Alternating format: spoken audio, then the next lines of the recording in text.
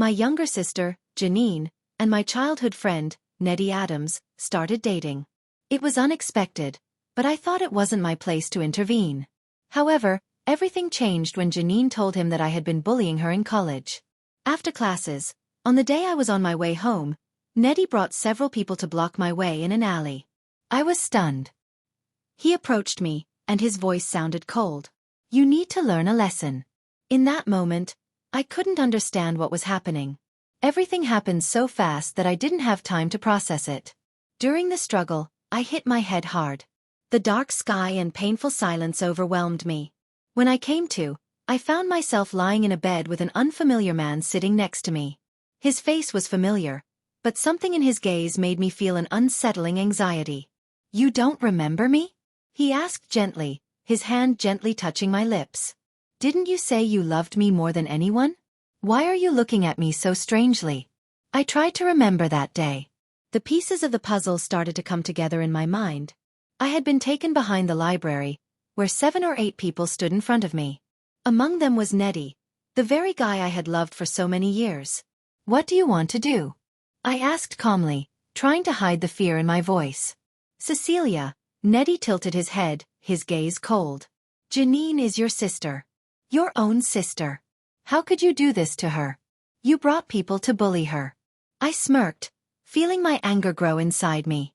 "Do you believe her just because she said so?" Nettie looked away, but suddenly he reached out and grabbed me by the neck.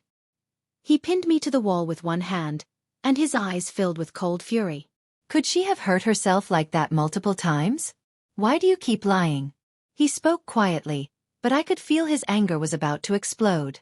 "Nettie, are you here to restore justice for her?" I asked, trying to maintain control. He released my neck, but his face remained tense. "My girl was hurt. Can't I defend her?" The other girls standing nearby stepped forward and pressed me. One of them raised her hand and struck me.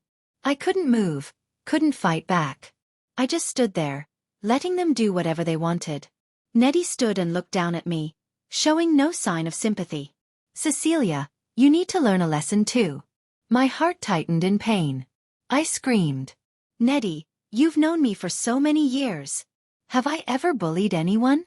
His face remained unmoved. He just looked at me as if I were invisible. "Janine said you were upset because the teacher gave the last place in the piano competition to her." His voice was like a knife, cutting my last hopes. He smirked, and I realized that my words no longer meant anything to him. How could I not believe my girlfriend? He said bitterly. The blows continued one after another. I just stood there, gritting my teeth. It was impossible, but I couldn't stop them. "Enough!" A voice rang out. The hands that had been holding me loosened and released me. Nettie stepped closer and gently brushed my hair from my face. "Cecilia, you weren't like this before. Couldn't you be more obedient in the future?" His eyes became dark, full of detachment. "I don't like it when you resist." Something inside me broke. Nettie had been different before. He had been carefree, but always caring toward me. When he was with Janine, he kept his distance, but that was fine. But everything changed. It all started the day he and I had argued, and after that, he became someone else. Nettie had changed, and perhaps I could never get the old him back. "Why did you come back so late? Who were you with?" His voice was tense, his gaze insistent, as if expecting an answer to an unspoken question. Nettie was standing near my dorm, his shadow falling on the asphalt, and I could only notice how he nervously tugged at the end of his jacket. He had probably been waiting for me for a long time. It was a club dinner. I tried to stay calm, but the inner anxiety didn't leave me. There were a lot of people. Nettie didn't answer immediately, his lips curled into a half-smile, but there was no joy in his eyes. Instead, there was something burning, painfully familiar. "Why is it always this upperclassman who walks you back after dinner?" His question was short, but so sharp that I felt a chill run down my spine. "Nettie," I took a deep breath, trying not to let my emotions break through. "Could you stop doing this every time? What are you imagining?" He fell silent and looked at me the way one looks at someone who has just crossed an invisible boundary. Several long seconds passed in silence, and then his gaze softened, and his lips curved into a barely noticeable smile. "Fine," he said, but his voice sounded as though he hadn't yet decided what to do with this. I guess I'm interfering too much. I didn't know what to say. It felt like the beginning of some Cold War. We both stood silent, and every word we said left an icy emptiness in the air. That's how our silence began. A week later, I decided to give in. I wanted to talk, explain, simply make peace. After all, despite the tension, there was some kind of connection between us, even if I couldn't fully understand it. But when I came to his dorm, everything turned out differently. I froze in the doorway when I saw Janine, standing on tiptoe, kissing Nettie on the lips. He didn't pull away, didn't step back. He just stood there, with his hands in his pockets, as if it was completely natural. I started to have difficulty breathing. Instinctively, I took a step back, knocking over a flower pot. The crash was deafening. Both of them instantly turned to me, and I felt everything inside me tighten. "Sister." Janine looked confused, her face flushed with embarrassment, and her eyes held something I could barely comprehend. Nettie looked at me with mild surprise, raising one eyebrow. His face expressed neither joy nor anger, just emptiness. "You came to see me?" he said as though nothing had happened. I opened my mouth, but the words wouldn't come. I felt my lips dry, the tension in my chest growing. Finally, after a long pause, I managed to squeeze out, "Are you together?" Janine took Nettie's hand. She smiled at me lightly, her eyes full of something I couldn't understand, something I couldn't accept. "Yes," she answered, her voice soft but confident. "We are together now. You're the first to know." Now I understood that Nettie knew I loved him. I had known for a long time. I remembered that conversation I overheard between him and his friends. "Nettie, your childhood friend, Celia, is she in love with you?" one of them asked, barely holding back laughter. He lazily chuckled in response, as though it was the most obvious thing in the world. "Yes," he said. "I thought so," his friend added. "The love in her eyes when she looks at you is too obvious." "And you, Nettie, do you love her?" He just laughed, and said nothing more. Now, I knew his answer. Janine and Nettie began openly dating.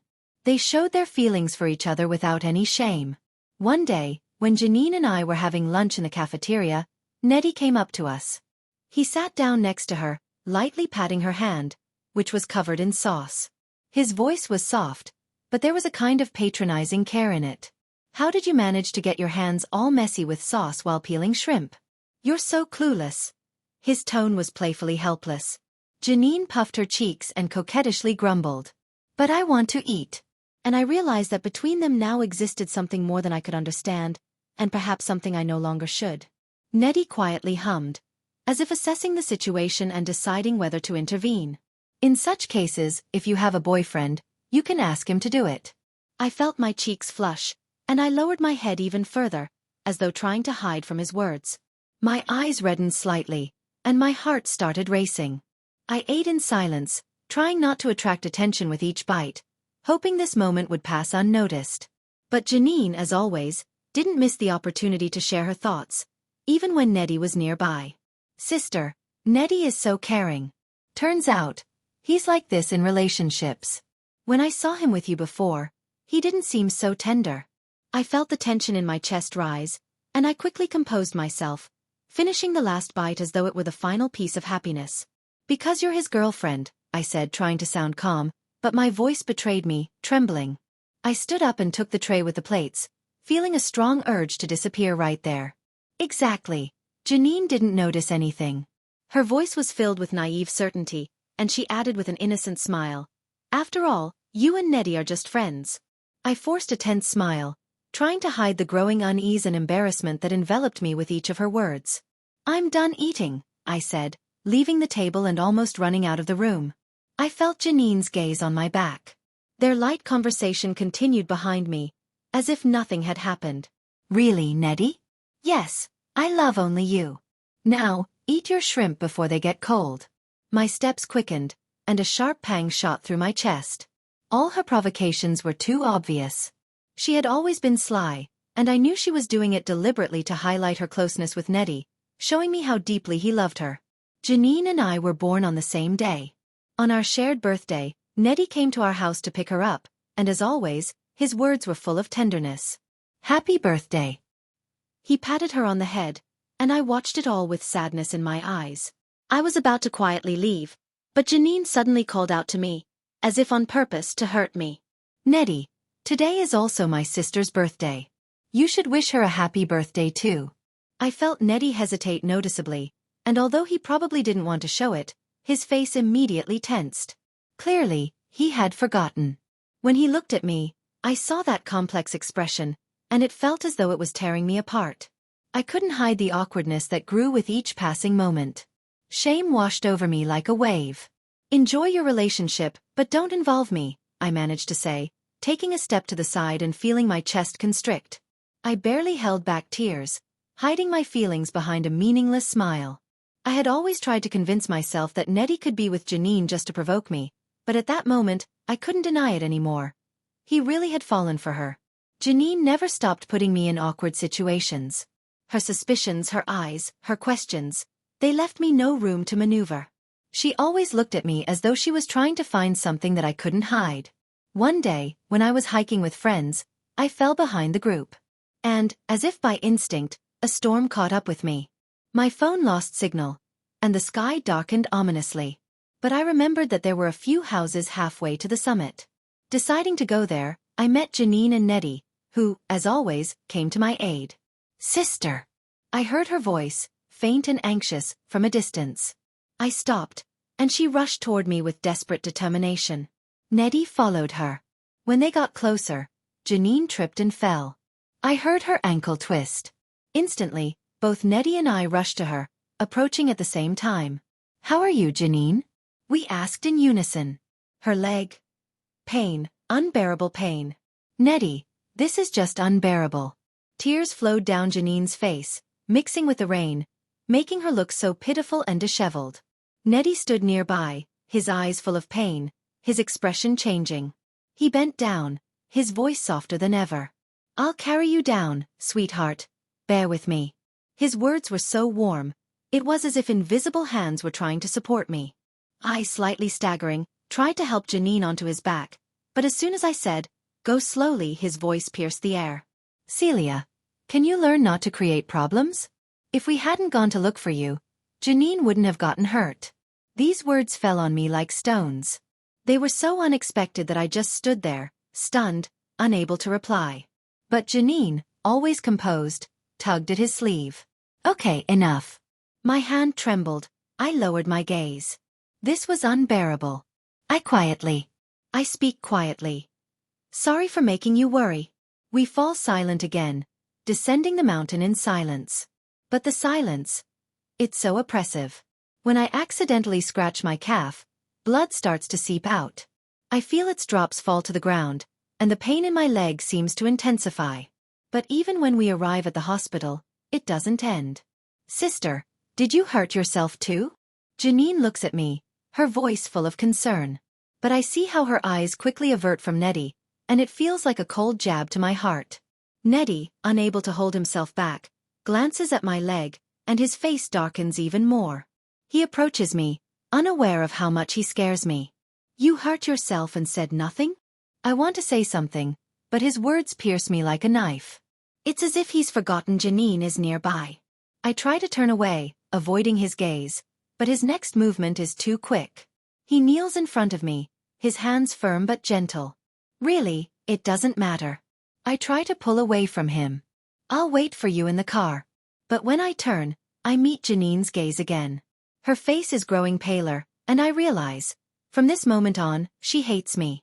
Too much silence, too much left unsaid. That evening, when I return home, I bitterly face her. She's sitting upstairs, drinking tea with milk, her eyes seeming too naive, too innocent, but behind them lies something sinister. I lose my patience. Anger boils inside me like a storm. I go upstairs, grab her by the shoulders and strike. The sound of the slap echoes through the room. You said I sent someone to beat you? I curl my lips. If I don't prove this is a lie, the slap I just gave will be in vain. Sister. Janine barely had time to say anything when I struck her again. At that moment, Nettie arrived at my house. He entered Janine's room and saw the scene. He immediately grabbed my arm. Celia. His voice was cold as ice. Don't make me use force. I smirked and tried to strike him, but he grabbed my wrist. I struggled desperately. Nettie's other hand reached out to me too. In the chaos, someone's hands pushed me in the back. I fell down the stairs. "Celia!" Nettie barked. My head hit the corner of a cabinet. My consciousness blurred. Before I lost consciousness completely, I saw the front door open. A familiar figure rushed towards me. It seemed to be my stepbrother Judd, who had been on a business trip for 2 months. When I regained consciousness, it was already late. There were 2 people standing by the bed, talking. "The patient has a clot in the brain. Temporary amnesia is possible after waking." My eyelids were so heavy that I fell asleep again. The second time, I probably slept for a short while. When I woke up, it was still dark outside. An unfamiliar man was sitting next to the bed. "Does your head still hurt?" His voice was very gentle. I looked at him and shook my head. Then I realized I didn't remember anything. So I had to ask him directly. "I think I lost my memory. May I know who you are?" There was no surprise on his face. On the contrary, there was a barely noticeable smile in his eyes. The man gently touched my lips. "Your boyfriend." He knew I didn't believe him, so he handed me my phone. Then he sent me a message from his number. It was saved under Judd Hargrove. "Why is our message history empty?" "Because you were afraid someone would find out about our relationship. You always deleted it," Judd replied confidently. I kept looking at the phone, half believing, half doubting. Scrolling through chats with others, I gradually started to understand who I was. I also learned that Judd was my stepbrother.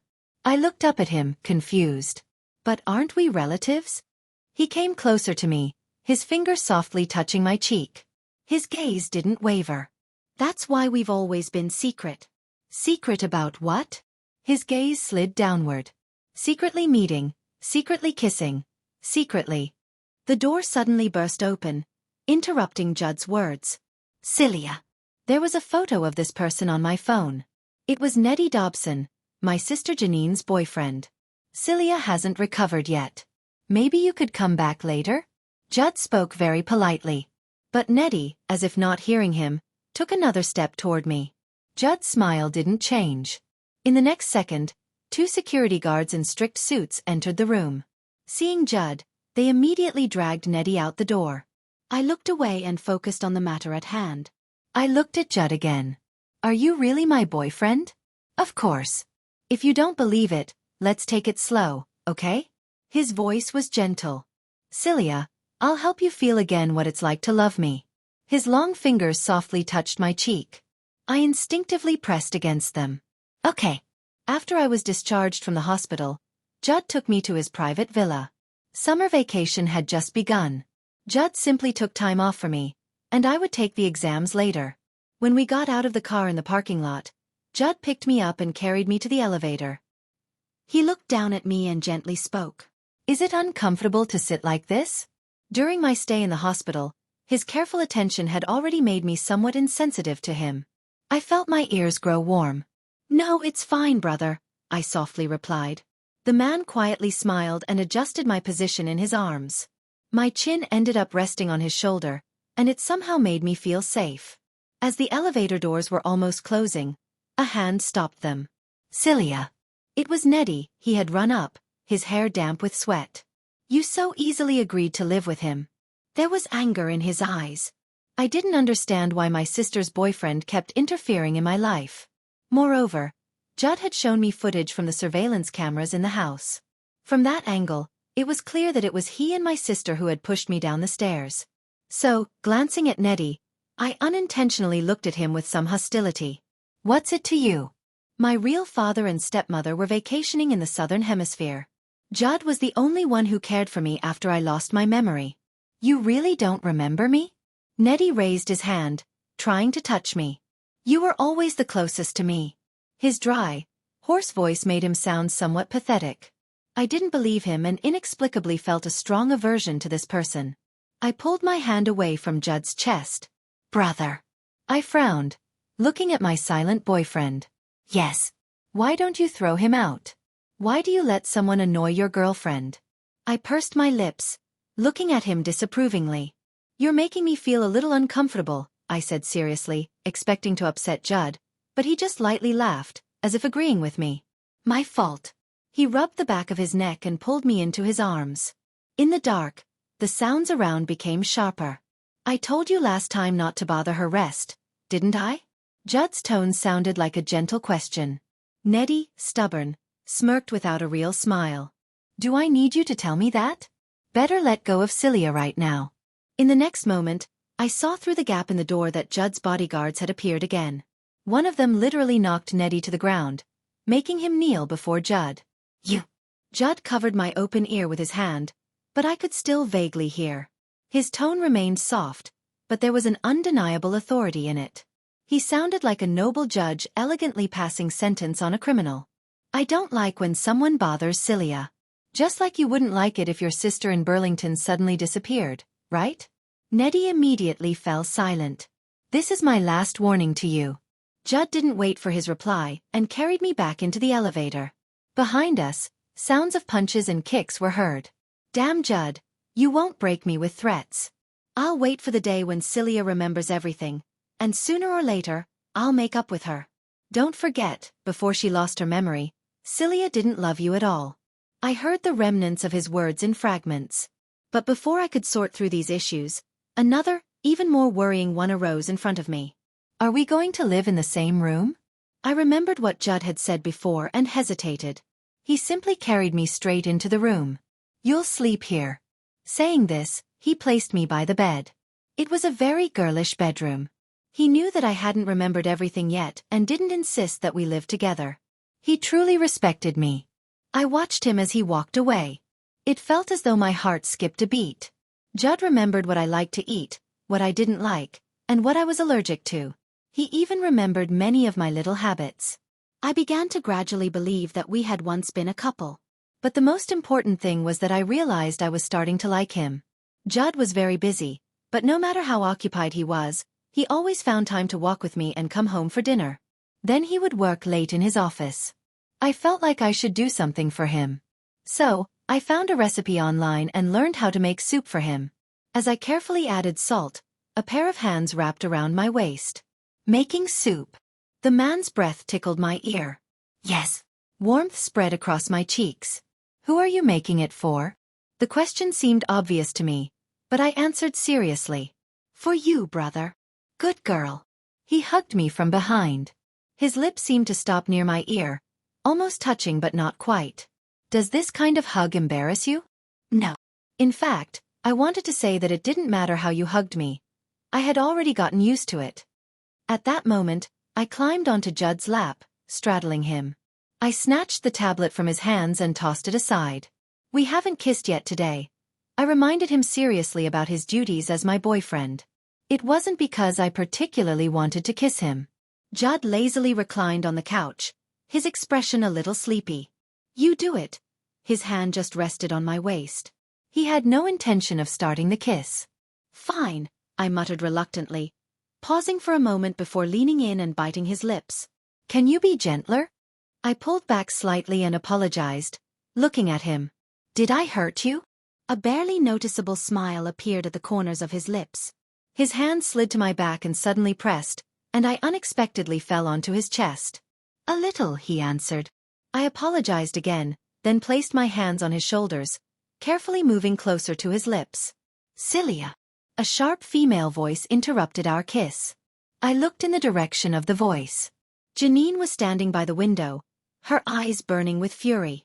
Well, just in time, I wanted to see you too, I said.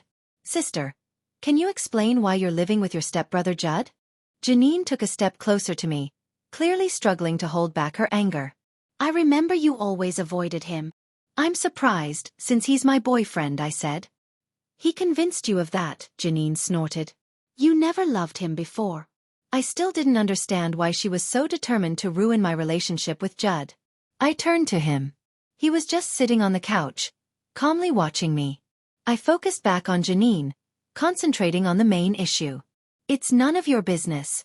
I want to ask you, what were you thinking when you pushed your sister down the stairs? Her face paled, and she looked at me with hatred. Are you still going to deal with me? Are you still not satisfied, sister? Tears suddenly started streaming from her eyes as she looked at Judd. Didn't Judd make the school cancel my right to participate in the competition for you? I wasn't allowed to attend any events during my entire university years. All those years of hard piano practice were wasted. I blinked. So, Judd had already stepped in for me. Janine approached Judd, holding back her tears. As long as I've known you, my sister knows you too. Why? Why do you prefer her? I paused, finally realizing that Janine seemed to have unusual feelings for Judd. While I tried to make sense of this complicated love triangle, I saw my dear sister reaching out to grab my boyfriend. I immediately stepped forward and pushed her hand away. You already have a boyfriend, I said. Why are you grabbing someone else's? Then I turned around and glared at Judd. He didn't even try to avoid her, just watching me indifferently, without blinking. I decided to first deal with the current problem. Janine, don't think you're pathetic just because you were disqualified from the competition. I ended up in the hospital for a month after you pushed me down the stairs. But you're standing here just fine, she smiled bitterly. How are you going to deal with me? It can be solved with one word, right? After all, he is ready to do anything for you. Janine stared at Judd, almost as if hoping he'd look at her. But when I followed her gaze, I found that Judd's eyes were still fixed on me. It seemed she gave up, smirked, and left. Don't you want to explain anything to me? We were alone in the room again. I began to confront Judd. He maintained his usual composure but lowered his eyes, avoiding my gaze. His face wore his familiar light smile. She's right, I lied to you. Before you lost your memory, you didn't love me at all. I looked at him in silence. Suddenly, I noticed the sadness hidden behind his indifferent tone. He didn't even try to get a response from me, as if he didn't expect anything. He used to always embrace me first. I was the one who initiated the kisses. Now, the reason for the sudden end of that night became clear. Judd wasn't indifferent. He was just afraid that one day if I regained my memory, I would hate him. The unbearable tension in the room was broken by my soft sigh. Let's leave this for now, I said. Can you explain something more important to me first? I forced myself to put on a cold smile. Why, when Janine reached for you, didn't you push her away? What guy doesn't understand boundaries? He slightly lifted his eyes and calmly met my gaze. For a long time, only a light breeze, slipping through the window, stirred the darkness in his eyes. Come here, he said. I stepped toward him, intending to discuss everything seriously. Before I could say anything, he pulled me into his arms. His slightly hoarse voice sounded in my ear. Yes, it's my fault. He squeezed me tighter. I promise I won't let her touch me again. Will you forgive me? I buried my nose in his neck, hugging him back. With my face hidden in his collarbone, I quietly replied, let it never happen again. I'm jealous. He remained silent, holding me. I slightly turned my head and kissed him on the cheek. Darling, love is a feeling, not a memory. Even if I remember everything, I won't stop loving you. Don't worry. I gently patted his back, comforting him. Judd laughed softly. He lifted me and laid me on the couch, continuing what had been interrupted by Janine. Our lips and tongues intertwined, his hand wrapped around my neck, pulling me closer. The kisses began to move lower. Do you want to continue, Celia? I wrapped my arms around his neck and leaned toward his ear. You want this, I softly replied. He paused his kisses on my neck. Yes, I want this, he smiled. The next second, he lifted me off the couch and carried me to the bedroom. It was our first time. The double impression left me no chance to hide. I tightly squeezed my eyes shut, afraid to look at the one above me. Open your eyes, Celia. He always had a way of making me obey. If I didn't open my eyes, I wouldn't be able to hold back my voice. Our eyes met, and desire flared. Judd pressed my chin, forcing my mouth open for a kiss. This is much more interesting than just kissing. His shoulders were covered in a fine sweat. Do you like it, Celia? I was already in turmoil. Like a splinter on the waves, swaying and crashing against the rocks. But only one thing remained unchanged. The force. At that moment, resisting Judd was pointless. I gathered all my strength to answer. I like it. As soon as the words slipped from my lips, I felt myself freed by a torrential wave. I was swept to the shore by the swift current. Exhausted and calm, I lay there. And I declared like a piece of wood, I no longer wanted to return to the sea.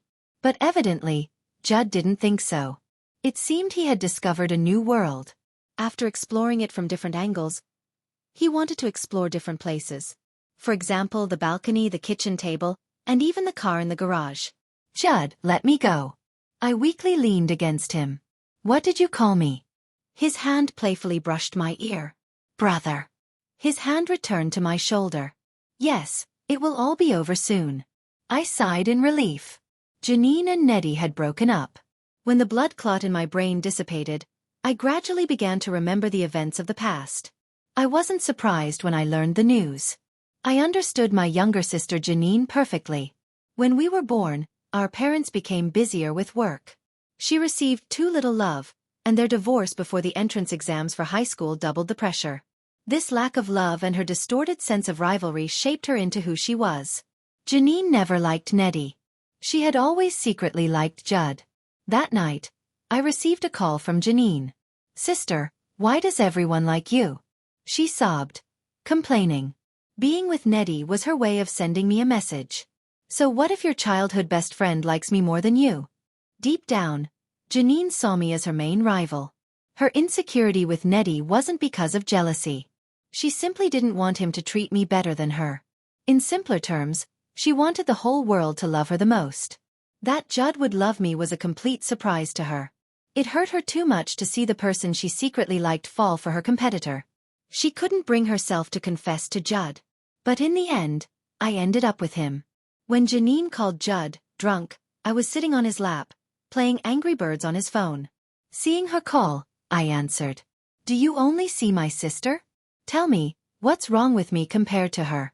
On the other end, the girl was crying, complaining. But Judd wasn't listening. He kissed my ear while simultaneously opening the nightstand drawer. 3 left. He lightly bit my ear, teasing. Stop. But I wasn't in the mood yet. I pushed his hand away and mockingly said into the phone. Janine, seeing your sister as a competitor is a bit much. There was silence on the other end. I was furious at my sister's moral corruption, ready to lecture her for hours. But Judd couldn't take it anymore. Are you done? He grabbed the phone, hung up, and tossed it aside. Cecilia, help me first, okay? The fire was already ready to burst. The flame spreading across the desert needed rain to extinguish it. But the one who would bring the rain was exhausted. Early in the morning, after only a few hours of sleep, I got a call from the hospital. The night before, Janine had crashed into a tree while drunk. Her driver's license was revoked, and her right leg would be in a cast for a while. I couldn't forgive everything Janine had done, but I couldn't push her down the stairs either. I simply wasn't as cold-blooded as she was. This accident became a lesson for her. Later, I went to the hospital to visit Janine. Her eyes were clearer than before, and she no longer mentioned Judd. But her words were weak. Sorry, sister. I couldn't bring myself to say, it's okay, so I remained silent. Before I left, she suddenly mentioned Nettie. Sister, didn't you notice? Nettie loves you. I didn't pay much attention to her words. Until I saw Nettie again. Judd was invited to support the opening of a new private shooting range organized by a wealthy young man. I want to go too. Will you teach me how to shoot? I excitedly tugged at Judd's sleeve. If I had known that Nettie would be there, I wouldn't have gone and wouldn't have let Judd go either, to avoid complicating his life. When we arrived, the shooting range was already crowded. Almost everyone who saw Judd came over to say hello, except for the young man in headphones in the distance. Nettie was completely isolated from the outside world, focused on his target. Judd, how about a competition? Judd looked at me. I nodded eagerly. I've never seen you shoot. He slightly raised an eyebrow and agreed. After Nettie put on his gear, he raised his hand to aim. Everyone instinctively fell silent, holding their breath. Bang! A bullet hole appeared on the target. Only 6 points. Nettie smiled and lowered the gun, playing with it carelessly. Sorry, Mr. Hargrove. Nettie came from the outer area, apologizing insincerely. My hand slipped, and I hit your target. After saying this, he glanced at Judd, eventually locking his gaze on me. Nettie hadn't even had the chance to shoot. The 6 points just scored were from Nettie, who had intentionally tried to put Judd in an awkward position. Hurry up. Apologize to Mr. Hargrove. Someone reminded Neddy. In high society, social inequality was more evident.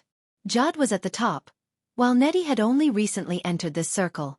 He had been arrogant and pompous in school, but here, he was nothing. Neddy took off his headphones and sat on the couch next to me. The situation was becoming increasingly tense. I was just careless. Mr. Hargrove won't mind something so trivial, right? Neddy leaned on the railing, forcing a smile. Judd didn't respond. He rarely lit a cigarette, holding it between his fingers. He took a slight drag before speaking with a smile. You didn't take my warning seriously. Neddy smirked. My sister is back in the country. Are you trying to intimidate me again? Tell me. I'm listening. Judd seemed to be laughing at the young man's naivety. He tapped the ash into the ashtray, his gaze casually falling on the marble ashtray. Why would I threaten you? Neddy slowly wiped the smile off his face, as if not understanding Judd's calm response. After putting out the remainder of his cigarette, Judd spoke slowly. Press his head to the target.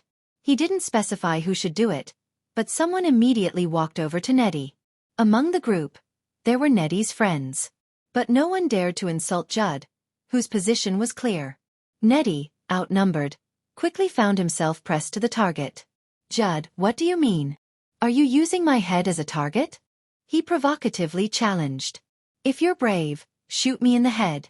As soon as he finished speaking, mocking laughter rang out. They shamelessly mocked Neddy's overestimation of himself. Brother. I wasn't familiar with seeing Judd like this. Judd picked up the headphones and put them on me. I'll teach you how to shoot. He led me, placing the gun in my hand, holding my hand from behind. He raised it, aiming at Neddy's forehead. I couldn't stop shaking. His lips almost touched my ear. He quietly chuckled. Don't be afraid. In front of us, Neddy, who had been bold with his cries, was now silent and tense. A sharp turn. Judd didn't hurry to pull the trigger. He just looked at Neddy again. Repeat your last phrase. Neddy shrank back, silent. It was clear that he was scared but didn't want to admit it.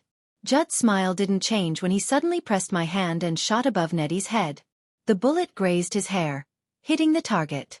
I said repeat it. Judd took the gun from my hand and aimed directly at Neddy, reminding him again. The young man, pinned and unable to move, was brought to his senses by the shot. Cold sweat dripped from his forehead. He gritted his teeth and, after a long silence, reluctantly spoke. If you're brave, shoot me in the head. Very good. Judd shot twice more, the bullets passing close to his face. Neddy remained silent, but his pale face showed deep fear. When the person holding him suddenly let go, he staggered, acknowledging the weakness in his legs. Although he knew Judd wouldn't really shoot him, he still feared that a stray bullet might hit him. Finding others' weaknesses and threatening them was a tactic meant for equals. But for Judd, Neddy meant nothing. When evening came, the young man who had organized the meeting had already booked a hotel for us. I thought Neddy would leave after such humiliation. But not only did he stay, he was in the room next to ours. Did you get scared by that shot today? Judd was sitting on the edge of the bed, playing with my hand. I immediately knelt down and crawled towards him. Not at all. I knew you were just trying to scare Neddy. It wasn't a real bullet. He deserved it. I remember he used to hurt me. In my gradually recovering memory, it seemed like Neddy somehow made someone hit me. It felt really exciting to me. I felt a slight sense of discontent. Judd tightened his grip on my fingers, and a faint smile appeared on his lips. Do you like the thrill? I nodded immediately, planning to ask him to continue teaching me how to shoot tomorrow. But then he took the tie he had just removed and slowly wrapped it around my hands, tying my wrists slowly and methodically. Don't you like excitement? It's not quite what I meant. Fearing that the hotel room wouldn't have good soundproofing, I gritted my teeth during the first half. Judd noticed and reached out to squeeze my jaw, lowering it. My eyes immediately widened. Make a noise. Cilia. Of course, this was his gentle side, still ready to talk to me. In this regard, he had many ways to make me speak. While I desperately prayed that the room was soundproof, there was a knock on the door. My whole body tensed, and Judd made a quiet hissing sound. Hello, other guests have reported that you are disturbing their rest. Could you I don't know how the hotel staff said it without emotion, but Judd didn't show the slightest embarrassment. On the contrary, he interrupted the person outside. Whoever was disturbed, let them come and tell me themselves. After those words, he ignored the person outside and returned his attention to me. Relax.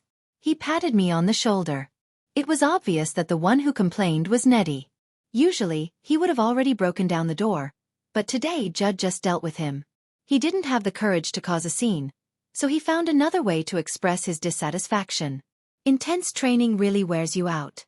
When Judd went to the bathroom, I changed clothes and went to the 24-hour store on the next floor to buy snacks. Celia. I froze and looked warily at Nettie. He curled the corner of his mouth. It's really hard to see you. That guy Judd watches over you too much. Do you need something?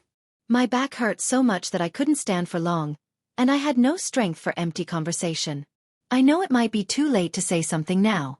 You're in love with Judd, and even if I wanted to help you remember the past, you wouldn't believe me. He looked tired, his eyes dim.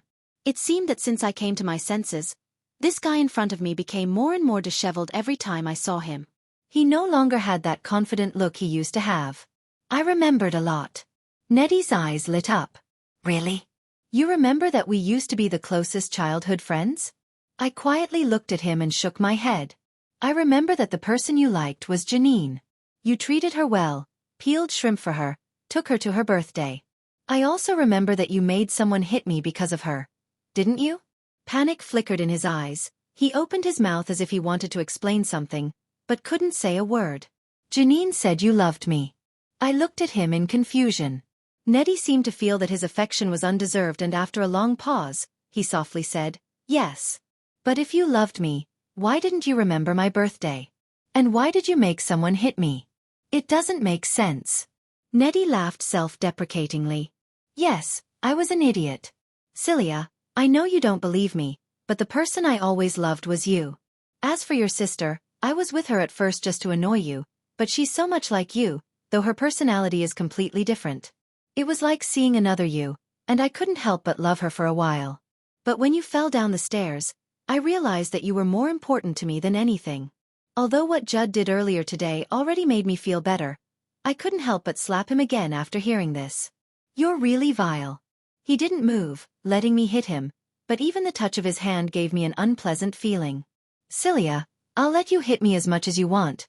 Just forgive me, okay? After he said that, he tried to grab my hand and hit himself with it. The first part of your sentence is fine. Judd appeared as if nothing had happened. His bodyguard stopped Nettie so he wouldn't move. This is what you asked for. Judd's eyes were filled with satisfied laughter. Before Nettie could say anything, the bodyguard hit him hard. The bodyguard, who is 1.8 meters tall and weighs around 160 to 170 pounds, hits much harder than I do.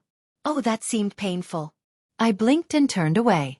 The man in front of me hadn't even dried his hair. Black strands on his forehead were still slightly wet. He looked exactly the same as an hour ago, when he was lightly sweating from the intense actions. Brother, my back hurts. Can you take me back? I reached out to him.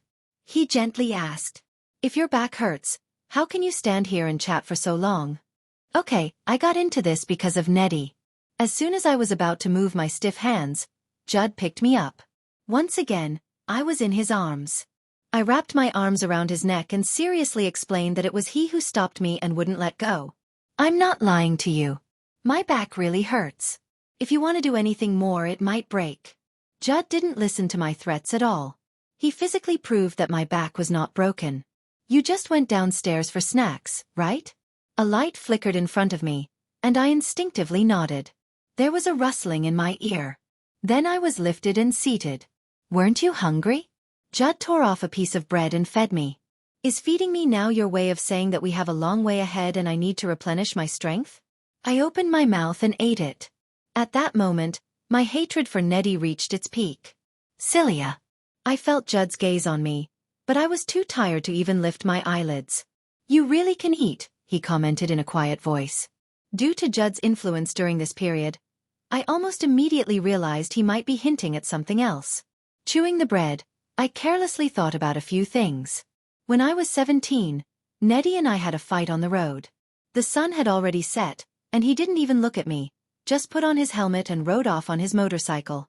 I walked alone along the roadside in the suburbs. There weren't even any cars nearby. Janine was still at school, so I could only call Judd. "Brother, can you send someone for me?" "You're alone." "Yes." "Send me your location." "Okay." "Thank you, brother." Half an hour later, a black car stopped in front of me, but Judd got out of the car. I didn't expect him to come personally.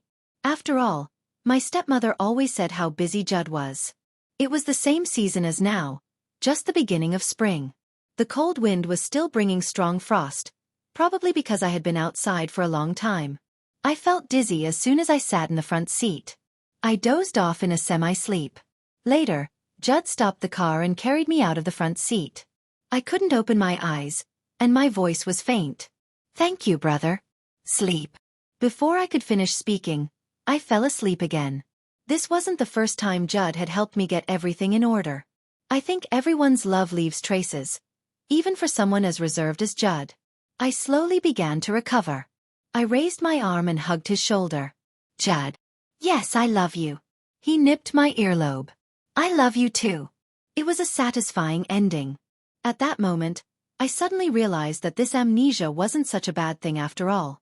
The day I woke up in a hospital bed in the spring, I heard the first lie. "I'm your boyfriend."